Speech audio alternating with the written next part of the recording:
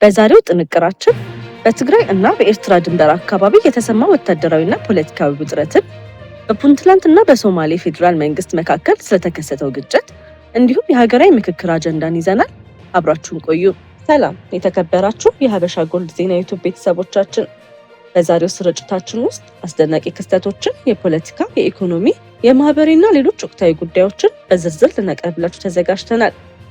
እስከ ቪዲዮ መጨረሻ ድረስ ከኛ ጋር አብራችሁ እንድትቆዩ በታላቅ አክብሮት እንጋብዛችኋለን።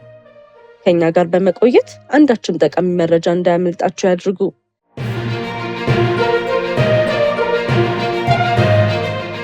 ወደ ዝርዝር መረጃዎቻችን እናልፋለን።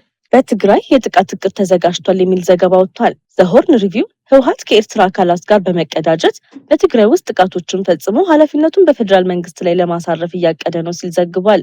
መገናኛ ብዙሃን ያገኙትን የደህንነት መረጃና ባለው ዘገባ የህወሓት አመራሮች በዛላምበሳ አካባቢ ከኤርትራ ወታደራዊና ሲቪል አካላት ጋር ተወያይተዋል ተብሏል። ዘገባው እንደሚለው የተዘጋጀው እቅድ ወታደራዊ፣ ፖለቲካዊና የሚዲያ ዘመቻዎችን የሚያካትት ሲሆን ዓላማውን በክልል ውስጥ በፌዴራል መንግስት ላይ ቁጣና የህዝብ ተቃውሞ ማስነሳት ነው ተብሏል። በዛላምበሳ ተደርጓል የተባለው ውይይት ወዲ በይታይ፣ ወዲ መድሃንና ክንፈ ዳኛ የተባሉ አመራሮች ተሳትፎበታል ሲልም ዘገባው ጠቅሷል። ዛላምበሳ ለውይይቱ መመረጧም በአካባቢው ታሪካዊና ወታደራዊ አቀማመጥ ጋር የተያያዘ ነው ተብሏል። ዘሆርን ሪቪው በዘገባው በፌዴራል መንግስት የተፈጸመ ለማስመሰል በተለያዩ ቦታዎች ፍንዳታዎችን የማድረስ ሀሳብ ቀርቧል። በተጨማሪም በማህበራዊ ሚዲያ ተጽዕኖ ፈጣሪዎችን በመጠቀም ፌዴራል መንግስቱን የሚከሱ መልእክቶችን በአንድ ጊዜና በስፋት እንዲሰራጩ እቅድ መኖሩ ጠቁሟል። ዘገባው ሃውዚንግ ቁጥር 2 ተብሎ የተጠራ እቅድ በውይይቱ ተነስቷል በማለት በሲቪሎች ላይ ከፍተኛ ጉዳት የሚያደርሱ ጥቃቶችን ፈጽሟል፣ የህዝብ ቁጣን ለማስነሳት ታስቧል የሚል ክስ አቅርቧል። ከተጠቀሱት ኢላማዎች መካከል ከኤፈርት ጋር የተያያዙ ድርጅቶችና ማምረቻዎችን፣ ገበያዎችን፣ የአውቶቡስና የትራንስፖርት ማዕከላትና ሆስፒታሎችን፣ ቤተክርስቲያን፣ መስጊዶችና ሌሎች የህዝብ መሰብሰቢያ ቦታዎች እንደሚገኙበት ተገልጿል።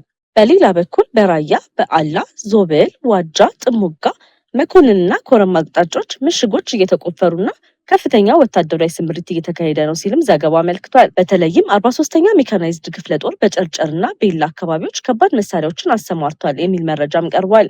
ከታጣቂዎች ስልክ እየተሰበሰበ መሆኑንም የእቅዱ መረጃ እንዳይወጣ ለመከላከል ነው ተብሏል። ዘገባው በአላማጣ፣ ኮረም፣ ቆቦና በኮኒ አካባቢ የትራንስፖርት እንቅስቃሴ መስተጓጎሉንና ነዋሪዎች ከመኖሪያቸው እየወጡ መሆኑንም ጠቅሷል። በቀጣይ መረጃችን በፑንትላንድ እና በሶማሊያ ፌዴራል መንግስት መካከል በተካሄደ ግጭት የፑንትላንድ ኃይሎች የፌዴራል መንግስቱን የጦር ካምፕ መቆጣጠራቸውን ገለጹ።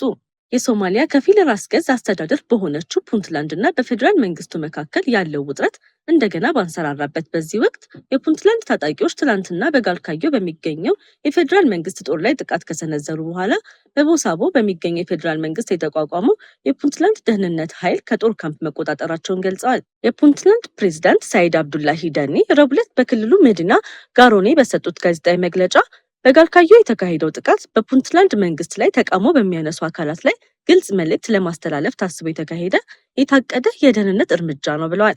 ረቡዕ ዕለት የተካሄደው ይህ ግጭት በከባድ መሳሪያዎች የታገዘ የተኩስ ልውውጥ የተደረገበት ሲሆን የሲቪሎችን መፈናቀልና የሰው ህይወት ጉዳት ማድረሱ ተዘግቧል። በዚሁ ግጭት የፑንትላንድ ኃይሎች ፒኤስኤፍ በመባል በሚታወቀው በፌዴራል መንግስቱ የተቋቋመው ታጣቂ ቡድን ተይዞ የነበረበትን በቦሳሶ የሚገኘውን የጦር ካምፕ ሙሉ በሙሉ ቁጥጥር ስር መዋሉን አስታውቋል። ጋሮዌ ኦንላይን የተባለው የአካባቢው የዜና ምንጭ እንደዘገበው በጋልካዮ በተካሄደው እርምጃ 101 ተጠርጣሪዎች በቁጥጥር ስር መዋላቸውንና 60 የቆሰሉ ሰዎች መያዛቸውን ገልጿል። በተጨማሪም የጦር መሳሪያዎችን፣ ጥይቶችን፣ ወታደራዊ ተሽከርካሪዎችን እና ሌሎች ቁሳቁሶችን መውሰዳቸውን ዛሬ ባወጡት መግለጫ ገልጸዋል። ከተያዙት ቁሳቁሶች መካከል የፖሊስ ደንብ ልብሶች፣ ካቴናዎችና የወታደር ጫማዎች የሚገኙበት ሲሆን ፑንትላንድ እነዚህ ቁሳቁሶች በቻይና መንግስት ለሶማሊያ ፖሊስ ኃይል ከተደረጉ እርዳታዎች የተገኙ ናቸው ብላለች። የፑንትላንድ ባለስልጣናት የሶማሊያ ፌዴራል መንግስት በገልሙዱግ በኩል የጦር መሳሪያዎች እንዲተላለፉ በማመቻቸት ከፑንትላንድ ውጭ ያሉ ኃይሎችን ለማስታጠቅ ይሞክራል ሲሉ ከሰዋል። ውዝግቡ ይበልጥ ያየለው አከራካሪ የሆነ የጦር መሳሪያ ጭነት በገልሙዱግ አስተዳደር ስር በሚገኘው የደቡብ ጋልካዮ ክልል ከደረሰ በኋላ ነው። ፕሬዚዳንት ዳኒ የፑንትላንድ ኃይሎች አካባቢውን ማረጋጋታቸውን ገልጸው ከነሱ እውቅና ውጭ የሚንቀሳቀሱ ሌሎች የታጠቁ ቡድኖች በፑንትላንድ ውስጥ እንዳይኖሩ አስጠንቅቀዋል። በዚህ ውዝግብ ጃባላንድ ለፑንትላንድ ያላትን ድጋፍ የገለጸች ሲሆን የገልሙዱግ ባለስልጣናት ደግሞ የፖለቲካ መሪዎች ቀጠናውን ከዚህ ግጭት ነፃ እንዲያደርጉም አሳስበዋል። በቀጣይ ዜናችን የህወሓት ታጣቂዎች በሸረሪና ግንባር በከፈቱት ጦርነት ሙትና ቁስለኛ ሆነው ብዛት ያለው የጦር መሳሪያ ተማርከዋል። በሻረሪና ግንባር በተካሄደው ውጊያ ከህወሓት ኃይሎች ከነትጥቃቸው ተማርከዋል። በቀረቡት ምስሎች መሰረት መሳሪያዎቹ የህወሓት ኃይሎች በፈጸሙት ጥቃት ምላሽ የፌድሪ መከላከያ ሰራዊት ባካሄደው የመልሶ ማጥቃት ዘመቻ ወቅት የተማረኩ መሆናቸው ተገልጿል። ኢትዮጵያ ከኤርትራ ጋር ያለው ውጥረት እየጨመረ በመጣበት ወቅት ጠንካራ ማስጠንቀቂያ ሰጥታለች። በኢትዮጵያና በኤርትራ መካከል ያለው ቀጠናዊ ውጥረት እየተካረረ በመጣበት በአሁኑ ወቅት በኬንያ የኢትዮጵያ ባለሙሉ ስልጣን አምባሳደር ጀነራል ባጫ ደበሌ ኤርትራን ያማከለ ጠንካራ ማስጠንቀቂያ አስተላልፈዋል። አምባሳደሩ በሰጡት መግለጫ በሁለቱ ሀገራት መካከል ሊነሳ የሚችል ማንኛውም ጦርነት በመላው የአፍሪካ ቀንድ ቀጠና ላይ የከፋና ዘላቂ ተጽዕኖ እንደሚያሳድር ገልጸዋል። ጀነራል ባጫ አክለውም ሊከሰት የሚችለው ግጭት የኤርትራን የወቅቱ የመንግስት ህልውና አደጋ ላይ ሊጥል እንደሚችል፣ በቀጠናው ዋና ዋና የድንበር ለውጦች ሊያስከትል እንደሚችልም ገልጸዋል። ኢትዮጵያ በሉዓላዊነቷና በግዛቷ አንድነት ላይ የተደቀነ ማንኛውም ስጋት ለመመከት ጠንካራ አጸፋ የምትመልስ መሆኑንም አጽንኦት ሰጥተውበታል። የኤርትራ መንግስት ከህወሓት ታጣቂዎች ጋር በመቀናጀት ውጊያውን በኢትዮጵያ መሬት ላይ ለማድረግ በማቀድ በሌሊት መብራት እያጠፉ ታንኮችና ከባድ መሳሪያዎችን ወደ ትግራይ ክልል እያስገባ መሆኑ ተጋለጠ።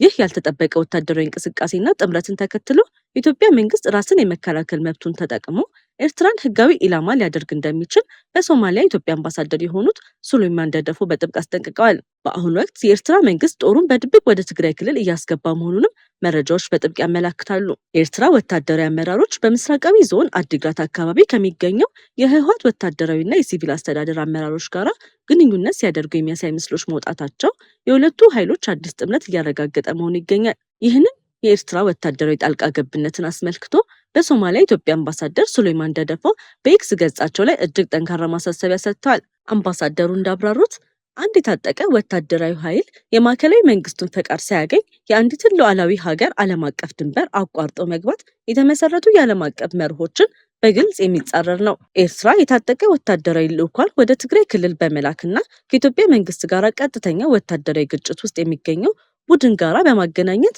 ይህን ህግ ክፉኛ ጥሳለች። እንደ አምባሳደር ሱሌማን ማብራሪያ ይህ የኤርትራ እርምጃ የኢትዮጵያን ሉዓላዊነት በከፍተኛ ሁኔታ የሚጥስና እጅግ የከፋ የቀጠናዊ ደህንነት መዘዝ የሚያስከትል ትንኮሳ ነው ብለዋል። ኤርትራ ይህንን እርምጃ መውሰዷ ቡድኑ በኢትዮጵያ ላይ ለከፈተው ጦርነት በቀጥታ አጋር እንደሆነች እና ጦርነቱ እንደተቀላቀለች ያስቆጥራል። በመሆኑም የዚህ አይነቱ የሉዓላዊነት ጥሰት መፈጸም ኢትዮጵያ በተባበሩት መንግስታት ድርጅት ቻርተር እና በዓለም አቀፍ ህግ የተረጋገጡ ራስን የመከላከል መብት ያለ አንዳች ገደብ እንድትጠቀም ያስገድዳታል። በዚህ መሰረት የሀገሪቱ ደህንነትን ለማስጠበቅ ኢትዮጵያ የምትወስደው ማንኛውም ወታደራዊ እርምጃ ኤርትራ ህጋዊ ዓላማ ትሆናለች።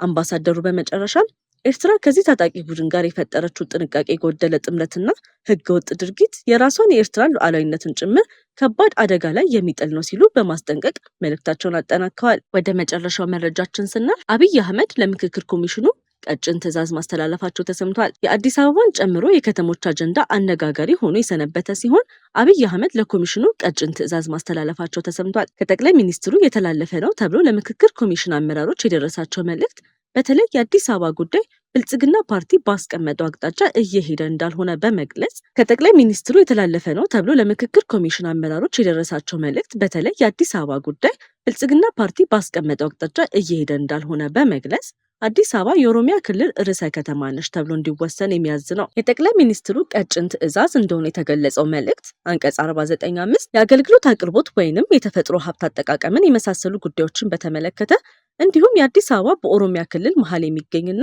የኦሮሚያ ክልል ርዕሰ ከተማ በመሆኑ የሚነሱ የኦሮሚያ ክልልና የአዲስ አበባ ከተማን አስተዳደርን የሚያስተሳስሩ አስተዳደራዊ ጉዳዮችን በተመለከተ የጋራ ተጠቃሚነትን የሚያጎሉበት ዝርዝር አሰራር በህግ ይዘረጋል የሚል ሰፍሮበታል። በዚህ መሰረት ምክክሩ እንዲሰራበትም ለምክክሩ አመራሮችና አስተባባሪዎችም እንደደረሳቸው ታውቋል። ከዚህ ቀደም አንዳንድ ኮሚሽን አመራሮች ጭምር የመንግስት ትዕዛዝ ስለሆነ አትቃወሙም እንደተባሉ ዘግበን ነበረ። ወደ ቢዝነስ ዘገባችን ስናልፍ የዓለም የወርቅ ገበያ በአዲስ አቅጣጫ ሄዷል። ባለሀብቶች በቅርበት እየተከታተሉት ነው። ሐምሌ 9 2026 የዓለም የወርቅ ዋጋ በዚህ ሳምንት ከፍተኛ መለዋወጥን አሳይቷል። የዓለም ፖለቲካ ውጥረቶች፣ የአሜሪካ የገንዘብ ፖሊሲና የዶላር እንቅስቃሴ በወርቅ ዋጋ ላይ ጉልህ ተጽዕኖ አሳድረዋል። በሳምንቱ መጀመሪያ ባለሀብቶች ከዓለም አቀፍ አለመረጋጋት ለመጠበቅ ወደ ወርቅ በመመለሳቸው የወርቅ ዋጋ ከፍ ብሏል። ሆኖም የአሜሪካ ፌዴራል ሪዘርቭ ከፍተኛ የወለድ መጠን ለረዥም ጊዜ ሊቀጥል እንደሚችል የተሰጠው ምልክትና የመንግስት ቦንድ ትርፍ መጨመር ገበያውን ወደ ታች ጎትቶታል። የወርቅ ዋጋን ከፍ ያደረጉ ምክንያቶች በመካከለኛው ምስራቅ የተባባሰ የፖለቲካ ውጥረት፣ የአሜሪካ ዶላር መዳከም፣ ባለሀብቶች ወደ ደህንነት የሚጠበቅ ንብረት መሸሻቸው፣ የማዕከላዊ ባንክ ቀጣይ የወርቅ ግዢ ናቸው። የወርቅ ዋጋን ዝቅ ያደረጉ ምክንያቶችን ስንመለከት ከፍተኛ የወለድ መጠን ይቀጥላል የሚለው ግምት፣ የመንግስት ቦንድ ትርፍ መጨመር፣ ባለሀብቶች ያገኙትን ትርፍ ለማስጠበቅ የፈጸሙት ሽያጭ ናቸው። የዛሬውን የገበያ ሁኔታ ስንመለከት በዓለም ገበያ የ21 ካራት ወርቅ ዋጋ በ1 ግራም 131 የአሜሪካ ዶላር ከ78 ሳንቲም ደርሷል። የገበያ ተንታኞች በቀጣዮቹ ሳምንታት የፌዴራል ሪዘርቭ ውሳኔዎች፣ የዶላር እንቅስቃሴና የዓለም ፖለቲካ ሁኔታ የወርቅን ዋጋን የሚወስኑ ዋና ምክንያቶች እንደሚሆኑ ይገልጻሉ። የዛሬው የዜናችን ስፖንሰር ሀበሻ ጎልድ ነው። ወርቅ ጥራት ነው፣ ጥራት ደግሞ እምነት ነው። እውነተኛ ንጹህና ከፍተኛ ጥራት ያለው 21 ካራት ወርቅ ጌጣጌጥ ከፈለጉ ሀበሻ ጎልድ ትክክለኛ ምርጫው ነው። በኒውዮርክ የሚገኘው ሀበሻ ጎልድ በእጅ የተሰሩ ከፍተኛ ጥራት ያላቸው 21 ካራት የወርቅ ጌጣጌጦችን ለሰርግ፣ ለስጦታ፣ ለቤተሰብና ለዕለታዊ አጠቃቀም ያቀርባል። ተመጣጣኝ ዋጋ፣ የተረጋገጠ ጥራት፣ ፈጣን አገልግሎት፣ የደንበኞች እምነት። ዛሬውኑ ከታች ባስቀመጥንላችሁ ስልክ ይደውሉ ወይም በዋትሳፕ ያነጋግሩን። ሀበሻ ጎልድ፣ የሚታመን ጥራት፣ ዘላቂ ውበት። የተወደዳችሁ የሀበሻ ጎልድ ዜና ዩቲዩብ ቤተሰቦቻችን ለዛሬ ያዘጋጀናቸው ትኩስ አስፈላጊና ሰበር መረጃዎቻችን እስከዚህ ድረስ ነበሩ። ጊዜያችሁን ሰጥታችሁ ከኛ ጋር ስለነበራችሁ ከልብ እናመሰግናለን። ሁልጊዜ ፈጣን፣ ትክክለኛ፣ የተረጋገጠና ሚዛናዊ ዜና እንዲደርሳችሁ በየቀኑ በትጋት እየሰራ እንገኛለን። በኢትዮጵያና በዓለም ዙሪያ የሚከሰቱ ወቅታዊ ክስተቶችን፣ የፖለቲካ፣ የኢኮኖሚ፣ የማህበራዊና ሌሎች ወቅታዊ ጉዳዮችን በፍጥነትና በአስተማማኝ ሁኔታ ለእናንተ ለማድረስ ቁርጠኞች ነን። ከኛ ጋር ገና ካልተቀላቀላችሁ የሀበሻ ጎልድ ዜና ዩቲዩብ ቻናልን ሰብስክራይብ በማድረግ ቤተሰባችን ይሁኑ። እንዲሁም የደወል ምልክቱን በመንካት ማንኛውም አዲስ ዜናና ሰበር መረጃ በታተመ ቅጽበት እንዲደርሳችሁ ያድርጉ። ቪዲዮን ላይክ በማድረግ አስተያየታችሁን በመጻፍና ለወዳጆቻችሁ በማጋራት የምታደርጉልን ድጋፍ ለእኛ ትልቅ ብርታት አለው። ስለምትከታተሉንና ስለምትተማመኑብን ከልብ እናመሰግናለን። ሀበሻ ጎልድ ዜና፣ ፈጣን፣ ተአማኒና የተረጋገጠ መረጃ የሚገኝበት አድራሻ። እስከምንገናኝ ድረስ ሰላምና ጤና ከእናንተ ጋር ይሁን።